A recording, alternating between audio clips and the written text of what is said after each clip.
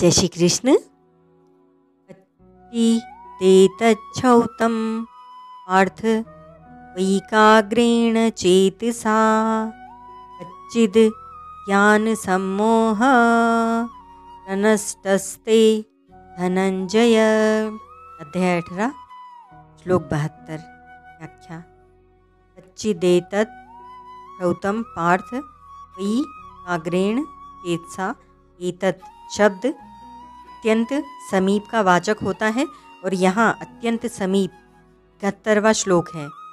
69वें 70वें श्लोकों में जो गीता का प्रचार और अध्ययन करने वाले की महिमा कही है, उस प्रचार और अध्ययन का तो अर्जुन के सामने कोई प्रश्न ही नहीं था।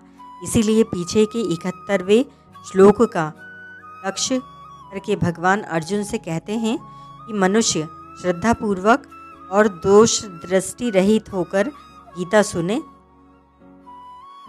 यह बात तुमने ध्यानपूर्वक सुनी कि नहीं, अर्थात तुमने श्रद्धापूर्वक और दोष दृष्टि रहित होकर गीता सुनी कि नहीं।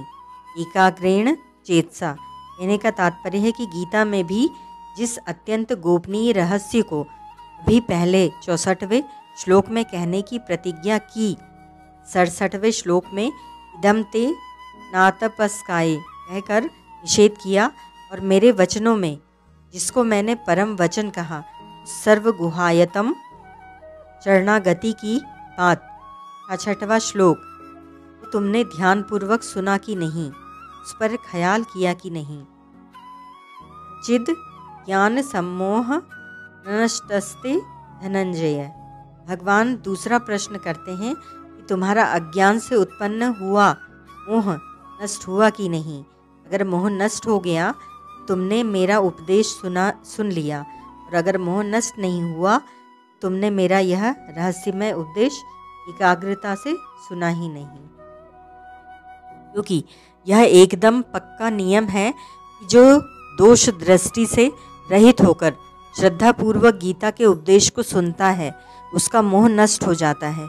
अर्थ संबोधन देकर भगवान अपनेपन से बहुत प्यार से पूछ रहे हैं, तुम्हारा मोह नष्ट हुआ कि नहीं।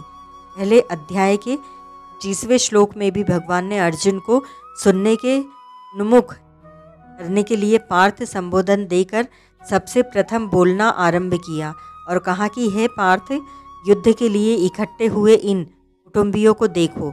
ऐसा कहने का तात्पर्य यह था कि अर्जुन के अंतःकरण में छिपा हुआ जो कौटुंबिक मोह है वह जागृत हो जाए और उस मोह से छूटने के लिए उनको चटपटी लग जाए, जिससे वे केवल मेरे सम्मुख होकर सुनने के लिए तत्पर हो जाएं। अब यहाँ उसी मोह के दूर होने की बात का उपसंहार करते हुए भगवान अर्थ संबोधन देते हैं। धनंजय संबोधन देकर भगवान कहते हैं कि तुम लौकिक धन को लेकर धनंजय राजाओं के धन को जीतने वाले बने हो। अब इस वास्तविक तत्व रूप धन को प्राप्त करके अपने मोह का नाश कर लो और सच्चे अर्थों में धनंजय बन जाओ। ओम तत्सत।